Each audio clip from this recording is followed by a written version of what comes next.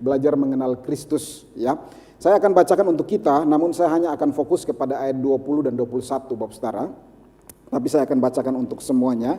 Efesus pasal 4 ayat 20 sampai ayat 31. Tetapi bukan demikian kamu belajar mengenal Kristus, karena kamu telah mendengar tentang Dia dan menerima pengajarannya di dalam Dia menurut kebenaran yang nyata dalam Yesus, yaitu bahwa kamu berhubung dengan kehidupan kamu yang dahulu harus menanggalkan manusia lama yang menemui kebinasaannya oleh nafsunya yang menyesatkan, supaya kamu dibarui di dalam roh dan pikiranmu, dan mengenakan manusia baru yang telah diciptakan menurut kehendak Allah di dalam kebenaran dan kekudusan yang sesungguhnya. Karena itu buanglah dusta dan berkatalah benar seorang kepada yang lain, karena kita adalah sesama anggota. Apabila kamu menjadi lemara, jangan berbuat dosa, jangan matahari terbenam sebelum padam kemarahanmu. Orang yang mencuri, janganlah ia mencuri lagi, tetapi baiklah ia bekerja keras dan melakukan pekerjaan yang baik dengan tangannya sendiri, supaya ia dapat membagikan sesuatu kepada orang yang berkekurangan. Janganlah perkataan kotor keluar dari mulutmu, tetapi pakailah perkataan yang baik untuk membangun di mana perlu, supaya mereka yang mendengarnya beroleh anugerah. Janganlah mendukakan roh kudus Allah yang telah memeteraikan kamu menjelang hari penebusan. Segala kepahitan, kegeraman, kemarahan, kegaduhan, dan fitnah hendaklah dibuang dari antara kamu, demikian pula segala kejahatan. Bapak Saudara, beberapa minggu terakhir di dalam ibadah-ibadah kita, Bapak Saudara, kita menyaksikan video-video singkat Bapak Saudara ya, sebelum kita mendengarkan khotbah, sama seperti video tadi Bapak Saudara ya. Nah Bapak Saudara yang terkasih, video-video tadi memang Bapak Saudara kalau lihat di judul awal itu sudah disampaikan dari mana itu diambil ya. Video-video itu terinspirasi dari buku C.S. Lewis Bapak Saudara ya, berjudul The Screwtape Letters ya, surat-suratnya Screwtape. Jadi buku ini berisi kumpulan surat-surat fiksi yang ditulis oleh seorang iblis senior Bapak Saudara ya. Iblis senior ini namanya Screwtape Bapak Saudara ya. Jadi dia itu menulis, tentu ini fiksi Bapak Saudara, dia menulis surat kepada keponakannya yang lebih muda bernama Wormwood Bapak Saudara ya, yang sedang belajar bagaimana menggoda manusia supaya manusia itu jatuh dalam dosa atau jaraknya dengan Tuhan itu makin jauh, relasi dengan Tuhan itu makin jauh. Karena itu Bapak Saudara kalau perhatikan video-video tadi Bapak Saudara, udah 5 kali video, maka yang menjadi titik fokus utama adalah bagaimana buat manusia makin ada jarak atau relasinya nggak bagus sama Tuhan. Ya makin bisa berdosa dan relasi itu makin jauh daripada Tuhan. Bapak Saudara, pada umumnya iblis itu menggoda manusia dalam 2 cara Bapak Saudara ya. Secara umum, cara jadul ya, saya katakan cara jadul itu biasanya apa? Itu seperti menggoda secara terang-terangan ya, langsung ya, belak-belakan, ugal-ugalan mungkin gitu ya. Contohnya apa? Contohnya kayak cerita di Taman Eden, Adam dan Hawa, itu digoda secara langsung. Jadi iblis itu datang lalu menggoda Adam dan Hawa secara langsung untuk apa? Untuk melawan Tuhan, untuk memberontak terhadap Tuhan. Dan akibatnya Adam dan Hawa serta semua manusia selanjutnya benar-benar apa? Memberontak melawan Tuhan. Dan pada akhirnya apa? Relasi mereka dengan Tuhan menjadi rusak, menjadi putus. Tetapi ada cara yang kedua, yaitu cara kekinian saya sebut. Seperti video-video kita Bapak Saudara ya. Bapak Saudara perhatikan, iblis tidak lagi terang-terangan, tidak lagi ugal-ugalan dalam apa? Dalam menggoda anak-anak Tuhan untuk apa? Untuk langsung memberontak kepada Tuhan. Tapi dia pakai cara yang perlahan-lahan, yang secara halus, yang secara diam-diam untuk membuat manusia pada akhirnya melupakan relasi dengan Tuhan, melupakan dirinya siapa dan pada akhirnya jatuh dalam dosa. Jadi iblis itu juga update Bapak Saudara cara sesuai dengan perkembangan zaman untuk apa? Untuk menggoda manusia agar manusia itu ada jarak dengan Tuhan. Misalkan Bapak Saudara kalau dia itu bisa pakai manusia yang mungkin rutinitas sehari-harinya ya, keberhasilannya, kesibukannya, teladan hidupnya, kerohaniannya, dan apapun juga itu khususnya dalam hal rohani, iblis sangat senang ya, itu sebagai ladang yang sangat empuk bisa dipakai oleh iblis untuk apa? Membuat manusia pada akhirnya semakin jauh daripada Tuhan. Misalkan seorang baru bertobat, baru percaya Yesus, dia akan biarkan dulu orang itu aktif, karena biasanya orang yang baru bertobat itu lagi benar-benar jatuh cinta sama Tuhan. Orang itu lagi benar-benar semangat baca firman Tuhan, rajin doa, rajin ke gereja, komsel, penyembahan, puasa, dan lain-lain. Pasti orang yang baru bertobat akan mengalami hal yang demikian. Namun dia tahu bahwa suatu saat namanya juga manusia itu akan sampai pada titik bosan, ya lelah, capek, dan kehidupan yang mungkin tidak seimbang dan lain sebagainya. Nah, melalui momen-momen itulah dia pakai kesempatan itu untuk mempengaruhi pikiran hati manusia agar apa? Agar terjebak dengan rutinitas. Iblis juga bisa pakai segala keberhasilan seperti pesan video tadi, bahwa saya rasa saya sudah baik, saya rasa saya orang yang rendah hati, saya rasa saya orang yang paling banyak memberi teladan. Dengan semua yang dibanggakan itu, pada akhirnya sesungguhnya anak-anak Tuhan tidak lagi membutuhkan Tuhan sebagai teladan, Tuhan sebagai penolong dia untuk terus menjalani kehidupan yang berkenan di hadapan Tuhan.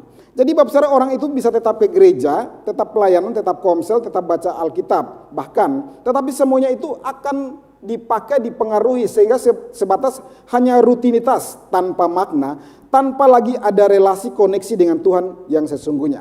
Dan ujung-ujungnya semuanya ini memimpin kepada kehampaan, kekosongan, kekeringan, kita merasa sia-sia. Dan satu hal lagi bab saudara yang pasti, iblis paling senang dengan kondisi kita anak Tuhan yang demikian. Bab saudara, jangan bilang anak Tuhan itu nggak bisa galau, nggak bisa hampa, nggak bisa merasa sia-sia. Bab saudara, hari ini banyak orang merasa seperti itu. Karena itu kita perlu benar-benar hati-hati, jangan sampai kita hanya terjebak dengan rutinitas. Kalau terjebak hanya rutinitas tanpa makna, ujung-ujungnya memimpin kepada kehampaan, kekosongan, kekeringan, dan merasa sia-sia di dalam kita mengikuti Tuhan. Bab saudara, ini artinya yang perlu kita sadari dari cara kerja si jahat adalah dia akan pakai cara apa aja, entah cara jadul, entah cara kekinian. Tetapi intinya adalah dia mau merusak relasi, ya. Dia mau merusak hubungan kita dengan Tuhan.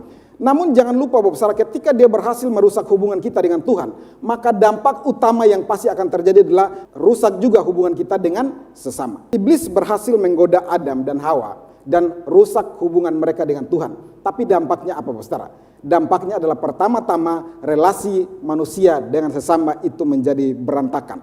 Jadi akhirnya apa? Akhirnya Adam dan Hawa saling menyalahkan, saling menuduh, saling mengklaim saya lebih benar daripada dia, saling menyalahkan, saling melukai, menyakiti, bahkan anak-anaknya pun saling membunuh. Karena apa? Bapak saudara, karena iblis itu telah berhasil merusak relasi dengan Tuhan, dan pasti akibatnya relasi antar sesama itu juga menjadi rusak. Jadi yang iblis incar di sini Bapak saudara dalam kehidupan anak Tuhan bukan hal-hal yang lain Bapak saudara, tetapi yang pertama-tama dia incar adalah masalah relasi kita dengan Tuhan. Itulah kenapa kita suka berkoar-koar Bapak saudara, untuk apa? Jangan lupa relasi sama Tuhan saat teduh, karena ini adalah hal paling terpenting di dalam kekristenan, bicara tentang relasi. Ibaratnya target iblis ini Bapak saudara seperti istilah dalam film-film sniper Bapak saudara ya. Saya ini salah satu hobi nonton film sniper Bapak saudara ya. Kalau Bapak saudara kasih film sniper pasti saya siapkan waktu untuk tonton Bapak saudara ya.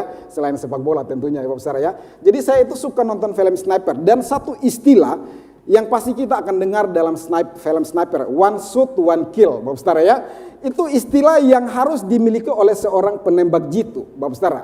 Kalau dia belum punya itu, ya dia belum layak untuk jadi seorang sniper. Dan saya pakai istilah ini Bapak saudara, ibaratnya target iblis itu kayak gitu. Dia tidak perlu mengincar hal-hal yang lain dalam kehidupan kita Bapak saudara. Gak perlu, tetapi dia mengincar satu hal yang penting, yaitu relasi saya dengan Tuhan.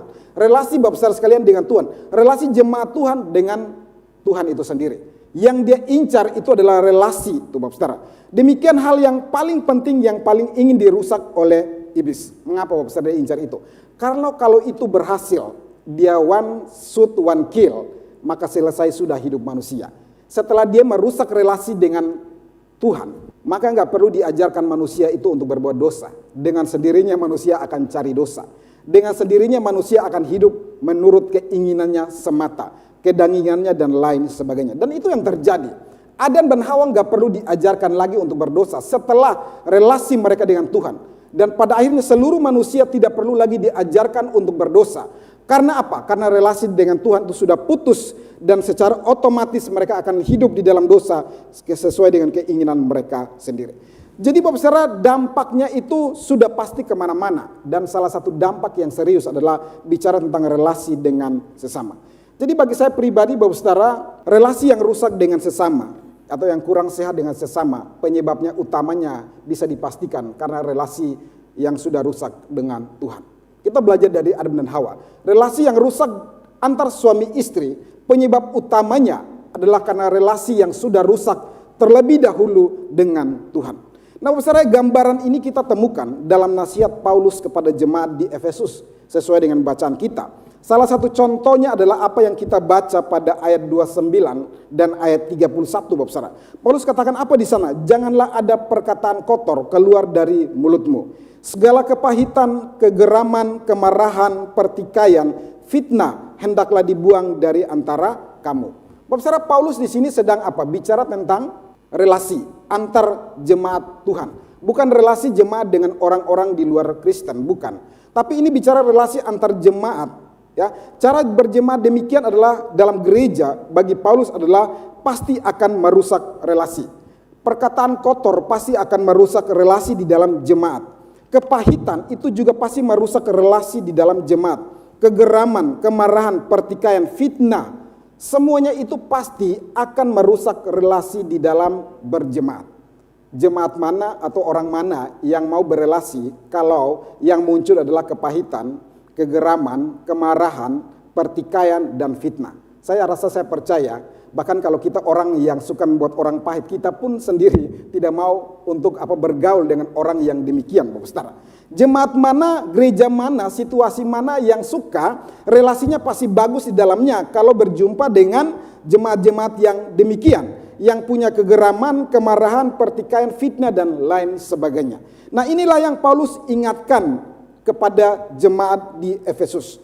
Akan tetapi Bapak saudara, menarik untuk diperhatikan adalah Paulus merespon persoalan relasi ini antara sesama jemaat dalam kaitannya dengan relasi jemaat dengan Kristus.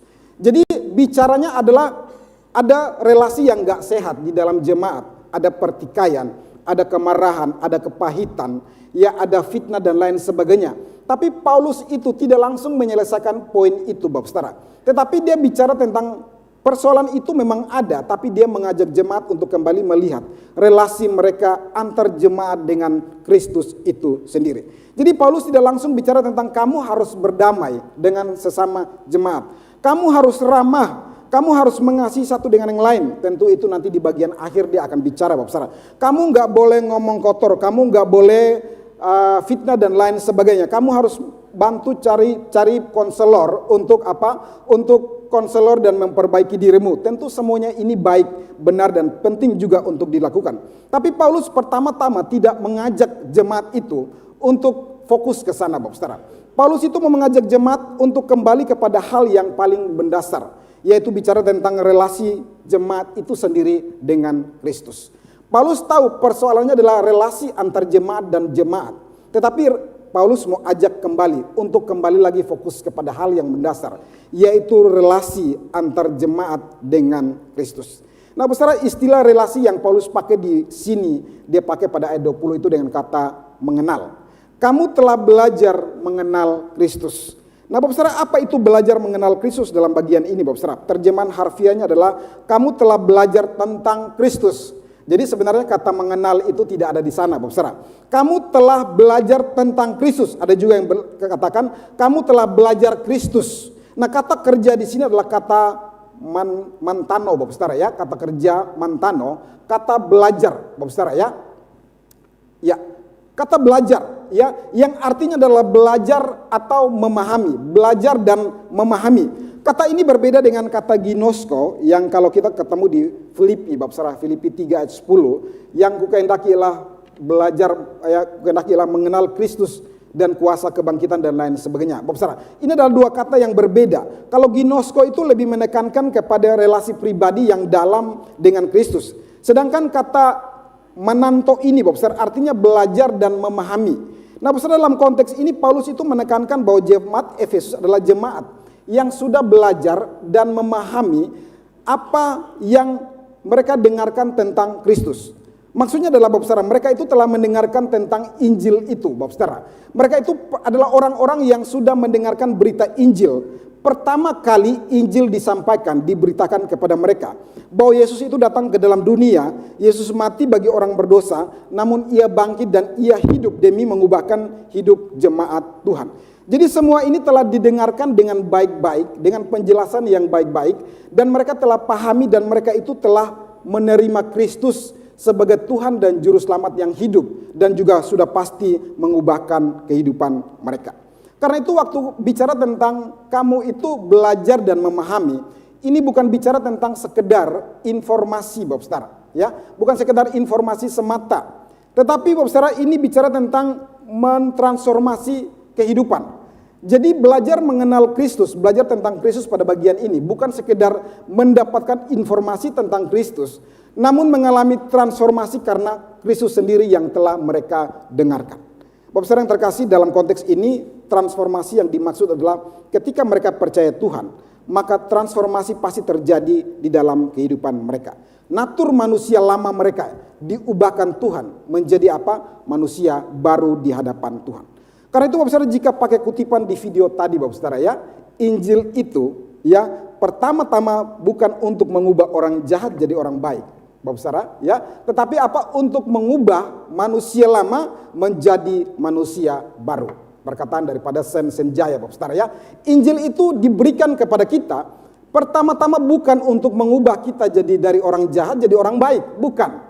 Tetapi untuk mengubah manusia lama kita, natur kita, ya, dari manusia lama menjadi manusia baru. Kalau Bapak Saudara mau pengen jadi orang baik, nggak perlu jadi orang Kristen. Hari ini banyak orang baik di luar, banyak orang lebih baik dari kita di luar sana Bapak Saudara. Banyak orang dalam sikap, dalam etika, standar moral umum, mereka lebih baik dari kita, lebih jago daripada kita.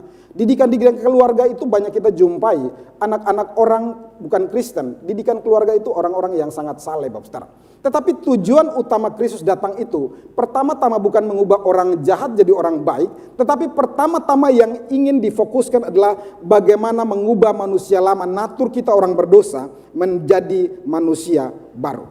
Natur itu bicara tentang apa Bapak Saudara? Bicara tentang sifat alaminya kita, bawaan aslinya kita orang berdosa, hakikatnya kita orang berdosa sebelum kita kenal Kristus. Dalam natur yang demikian, orang itu Bapak Saudara bisa, orang itu walaupun naturnya berdosa, tapi orang itu bisa melakukan kebaikan di sana.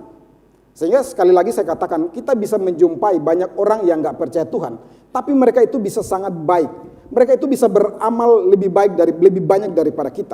Tetapi Bapak Saudara, orang yang naturnya berdosa, dia bisa berbuat baik, dia bisa berpura-pura baik, walaupun sesungguhnya naturnya tetap berada di dalam dosa. Jadi yang membedakan adalah orang walaupun berdosa, naturnya berdosa, dia bisa melakukan ya hal-hal yang baik, tetapi pada kenyataannya dia masih terjebak di dalam natur manusianya yang berdosa. Tentu saja ini berbeda dengan orang-orang Kristen. Kita masih bisa jatuh dalam dosa, tapi hari ini yang sudah diselesaikan Yesus bagi kita adalah natur manusia lama kita, yaitu manusia berdosa. Itulah yang sudah diubahkan oleh Kristus di dalam kehidupan kita. Jadi adu-aduannya kita dalam hidup dengan agama lain itu bukan Bapak Saudara siapa yang lebih baik, bukan Bapak Saudara. Tetapi siapa yang sudah bebas, sudah lepas dari penjara, dari kungkungan manusia lama. Siapa yang masih terjebak di dalam natur manusia lama. Tentu saja dalam hal ini kualitas Injil bukan sekedar buat ubah natur manusia lama jadi manusia baru. Bukan, kualitas Injil nggak hanya sampai di situ. Tentu saja kualitas Injil juga memimpin kepada perubahan hidup. Pindah habitat artinya pindah natur dari manusia lama jadi manusia baru. Tetapi tentu saja juga akan diikuti oleh apa? Kehidupan yang benar, kehidupan yang salah menjadi kehidupan yang benar. Karena itu Bapak Saudara, bagi saya poin pertama dari belajar mengenal Kristus adalah ketika kita belajar mengenal Kristus, harusnya Kristus itu mengubah manusia lama, hidup kita, natur kita dari manusia lama menjadi manusia baru. Semua orang yang pernah terima Yesus hari ini tidak lagi berada dalam hidup sebagai natur manusia berdosa. Sudah bukan lagi statusnya sebagai manusia berdosa, tetapi telah pindah dari manusia lama menjadi manusia baru. Kita bukan berusaha berjuang untuk menjadi manusia baru, bukan. Kita telah diubahkan Kristus menjadi manusia baru. Tapi konten manusia barunya itulah yang kita usahakan untuk kita hidupi sampai hari ini, bahkan sampai seumur kehidupan kita. Bapak Saudara, level kedua dalam belajar mengenal Kristus adalah Bapak Saudara, Kristus itu ketika kita belajar mengenal Kristus, Bapak Saudara, harusnya Kristus itu mengubah nilai dan prinsip hidup duniawi menjadi prinsip hidup rohani. Jadi Bapak Saudara, ini adalah level kedua Bapak Saudara. Level pertama adalah hal tadi, kalau kita adalah orang Kristen, pasti kita harus melalui level pertama tadi, percaya Yesus dan kita diubahkan. Bapak Saudara, beberapa waktu lalu saya ketemu dengan seorang anak Tuhan, ya dia itu rindu buka bimbel, Bapak Saudara ya. Bapak Saudara kalau lihat bimbel di mana-mana menjamur, Bapak Saudara ya, matematika, bahasa Inggris, Mandarin, dan Korea dan lain sebagainya, Bapak Saudara. Tetapi Bapak Saudara, bimbel yang dirindukan oleh anak Tuhan ini bukan itu, Bapak Saudara. Tapi yang dia rindukan adalah dia mau buka bimbel yang ngajarin tentang prinsip, karakter, nilai-nilai kekristenan, Bapak Saudara. Luar biasa, Bapak Saudara ya. Karena bagi dia, kalau bicara bimbel yang umum-umum itu sudah ada di mana-mana, menjamur, Bapak Saudara. Tetapi jarang loh ada bimbel yang ngajar nilai, prinsip untuk anak-anak agar karakter mereka itu benar-benar karakter Kristen, karakter rohani yang benar-benar itu bisa nyata di dalam kehidupan sehari-hari, Bapak Saudara. Bapak Saudara, saya rasa pikiran ini walaupun ini baru rencana, Bapak Saudara ya, dia lagi berusaha untuk dapat pengajarnya, dia lagi rencana untuk membuka bimbel ini, Bapak Saudara. Sadar ya. Tapi Bapak Saudara, sebenarnya kerinduan ini adalah kerinduan daripada Tuhan itu sendiri dan kerinduan yang sama yang diajarkan oleh Paulus kepada jemaat-jemaat pada saat itu, salah satu adalah jemaat di Efesus. Ini bicara tentang level lanjutan, Bapak Saudara. Setelah kita itu diubahkan statusnya, naturnya dari manusia lama menjadi manusia baru, maka kita perlu sampai pada level ini, Bapak Saudara, yaitu level dari sekedar percaya Yesus, level dari sekedar saya sudah manusia baru. Level daripada saya sudah diselamatkan, tinggal tunggu kapan Tuhan Bapak panggil pulang saya ke rumah Bapak di surga, Bapak Saudara. Itu kita. Biasa kita berpikir yang penting saya sudah percaya Tuhan, ya mau belajar kagak belajar, yang penting saya sudah diselamatkan. Nanti kalau saya saya meninggal, saya masuk surga. Bapak Saudara, itu kata-kata penghiburan untuk orang di rumah duka, Bapak Saudara ya. Kalau di gereja kagak berlaku, kita perlu level karena kita masih hidup, Bapak Saudara ya. Waktu kita diselamatkan, kita nggak bawa buru-buru meninggal, bukan, Bapak Saudara ya. Jadi hari ini saya rasa kalau jual masuk surga, saya rasa ya di zaman ini ya kita mesti ikutin cara mainnya iblis, update dikit, Bapak Saudara ya. Kayaknya jualan surga itu sepertinya bagi saya untuk PI udah susah untuk masuk, Bapak Saudara ya. Kecuali orang udah kecekik leher dan tinggal meninggal, kita ngomong masuk surga. Tapi hari ini orang tuh cari damai, Bapak Saudara. Mungkin kalau kita masuk dari damai itu lebih bagus, Bapak Saudara, daripada sekedar kita ngomong kamu percaya Yesus hari ini, kamu masuk surga. Bapak Saudara, itu anak 17 tahun. Ngomong dia meninggal, misalnya dia rindu hidup 70 tahun. Kita udah ngomong kematian hari ini. Bapak Saudara, sangat panjang hidup itu, dan sepanjang 17 tahun sampai 70 tahun, dia itu hanya tunggu untuk mati masuk surga, mati dan masuk surga. Dia ngapain coba di jenjang umur itu, Bapak Saudara? Karena itu kita perlu belajar memahami nilai-nilai dan prinsip-prinsip kita sebagai orang Kristen. Bukan hanya sekedar saya sudah percaya Yesus lalu nanti saya mati masuk surga, Bapak Saudara. Bukan sekedar itu yang perlu kita, level kita nggak hanya sampai di situ. Kita perlu sampai pada level yang demikian. Paulus melanjutkan penekanannya pada ayat 21, dikatakan karena kalian telah mendengarkan tentang Dia. Nah, Bapak Saudara, ini kelanjutan dari pengenalan awal seseorang akan Kristus. Kata mendengar, ya kata akuo, Bapak Saudara ya. Kata akuo itu artinya lebih dari sekadar dengar secara harfiah. Dengar, orang panggil, iya saya dengar, lalu saya nyaut, iya. Bukan, Bapak Saudara. Ini bicara tentang memahami apa yang diajarkan. Itu mengakui itu benar adanya, lalu menerima dan menjadikan itu pengajaran firman itu menjadi prinsip, menjadi nilai-nilai, menjadi patokan, menjadi pegangan di dalam kehidupan ini. Inilah yang dimaksud belajar mengenal Kristus dengan cara mendengarnya, Bapak Saudara. Cara inilah yang menolong kita mengisi hari-hari kita dengan nilai-nilai Kristus, prinsip-prinsip Kristus, prinsip-prinsip firman Tuhan. Sehingga di dalam menjalani kehidupan ini, Bapak Saudara, kita tidak mudah terombang-ambing oleh begitu banyak godaan, pengajaran, rayuan, tipu muslihat daripada si jahat ataupun dunia ini yang membuat kita pada akhirnya bisa jauh daripada Tuhan atau kita pada akhirnya jatuh di dalam dosa. Saat Kristus mengubah kita, artinya dia membuat kita tidak lagi tertarik, Bapak Saudara ya, tidak lagi tertarik kepada kehidupan yang lama, dosa-dosa yang sudah kita tinggalkan.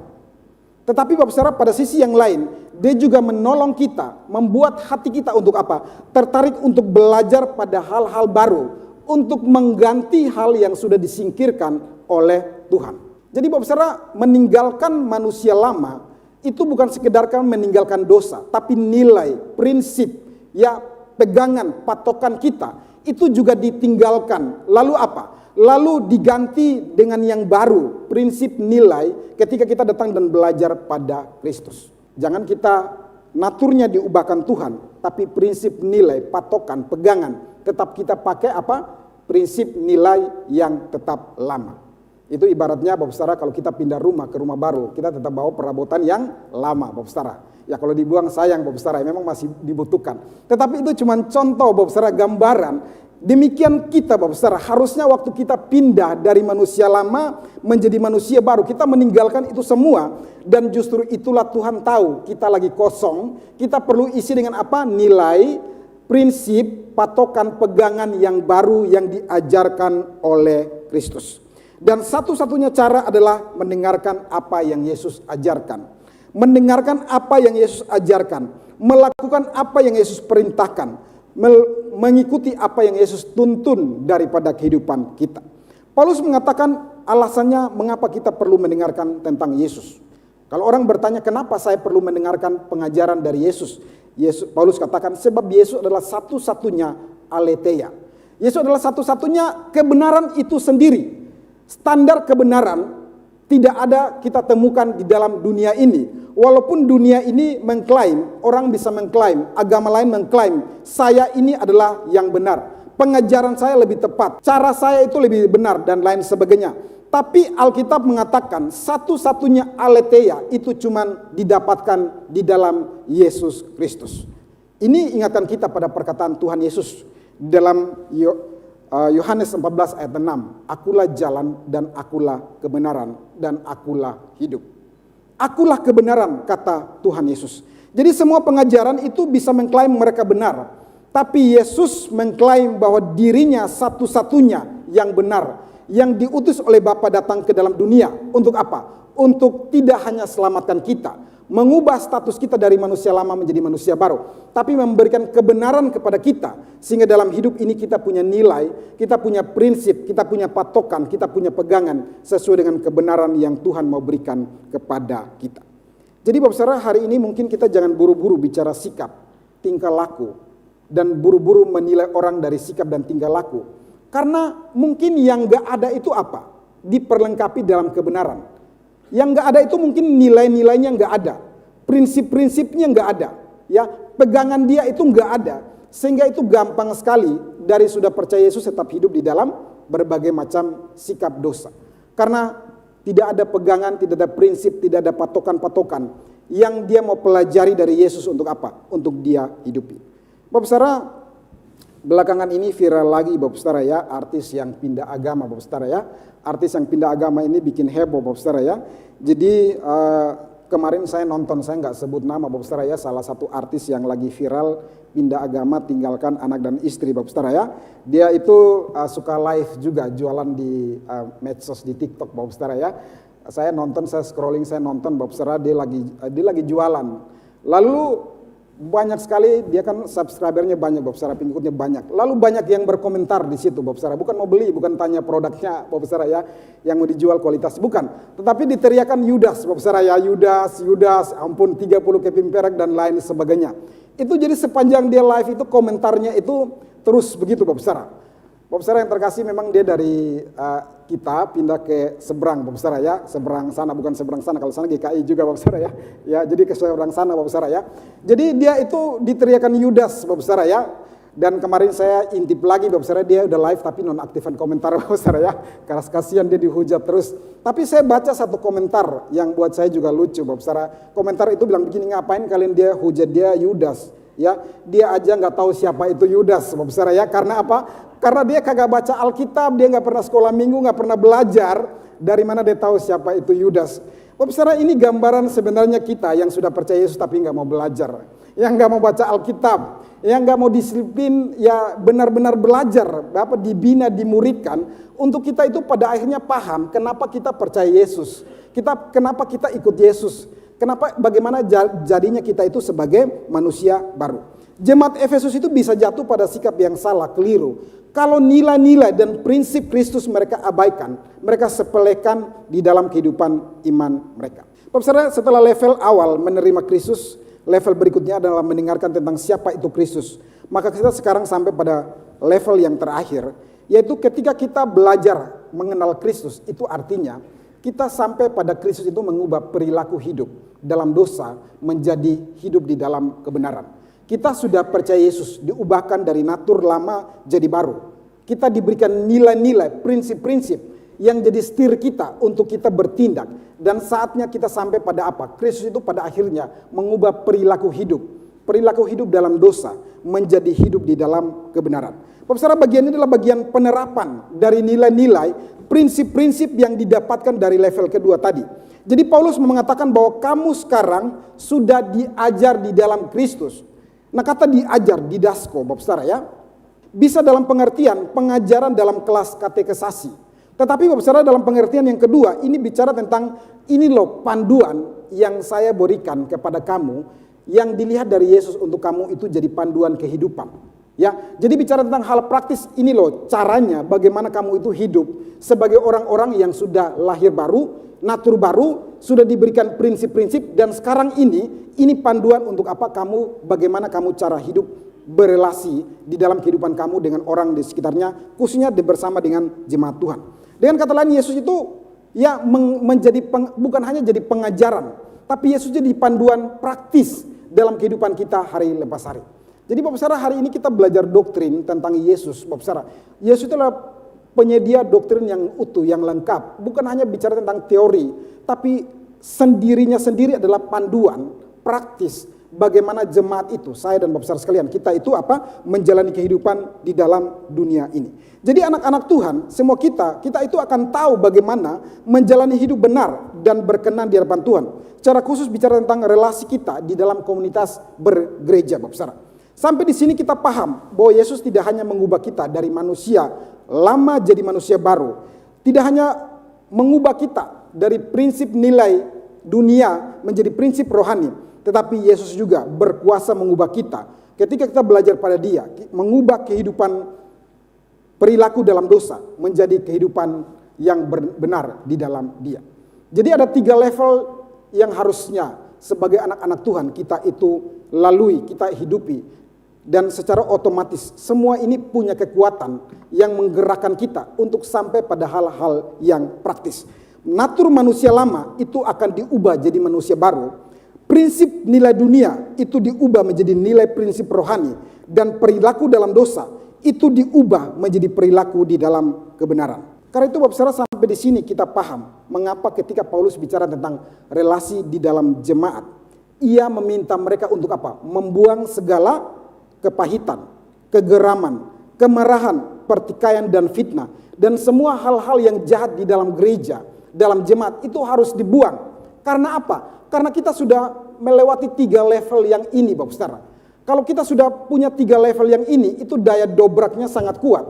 Harusnya menendang segala kepahitan, fitnah, kemarahan, kegeraman itu ditendang keluar dari komunitas anak-anak Tuhan.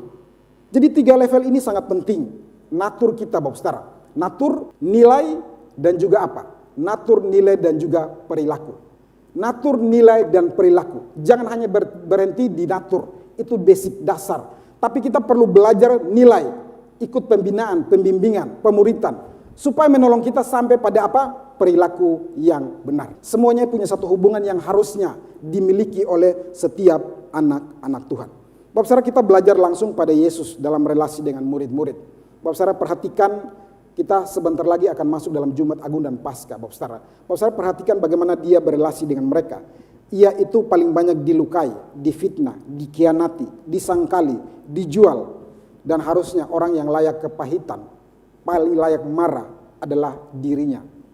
Tetapi apa yang Yesus lakukan? Dia tetap jaga hati untuk tidak pahit, tidak marah, tidak membalas. Sebaliknya apa? Dia mengampuni mereka di dalam relasi itu. Karena itu kalau kita terdorong hari ini untuk apa? Dalam kita berelasi dengan jemaat, kita terdorong untuk kepahitan. Bapak saudara, kita diingatkan jaga hati kita. Karena apa? Karena Kristus itu sudah datang untuk ubahkan dan pulihkan hati kita. Dari manusia baru, nilai rohani dan perilaku itu dia ubahkan kita. Sehingga pada akhirnya kita punya kemampuan untuk apa? Belajar untuk mengampuni dan melepaskan pengampunan itu kepada orang lain. Saat kita tergoda untuk apa? Mendendam, ingatlah bahwa Yesus itu juga sudah mengampuni dan mengubahkan hati kita. Ingatlah bahwa Yesus itu sudah mengubahkan kita dan taruh kebenaran itu di dalam hati kita. Saat kita tergoda untuk membicarakan dan memfitnah orang lain, ingatlah bahwa Yesus bukan seperti itu gaya hidupnya. Yesus bukan berkeliling untuk memfitnah orang, tapi berkeliling untuk menyampaikan Injil kepada orang lain. Kalau kita terdorong, ya tergoda untuk melakukan itu, kita ingat siapa Yesus. Kita belajar dari Yesus. Yesus yang datang untuk mengubah kita. Sehingga pada akhirnya kita ikuti teladan Dia. Karena itu Bapak Saudara, berbicara tentang kekristenan, hal terpenting itu bicara tentang pengenalan akan Kristus. Bicara tentang relasi kita dengan Kristus. Karena itu akan menentukan bagaimana kita berelasi di dalam berjemaat. Jika relasi kita dengan Tuhan sehat atau semakin sehat, seharusnya relasi kita dengan sesama anak Tuhan di gereja ini harusnya juga akan semakin sehat.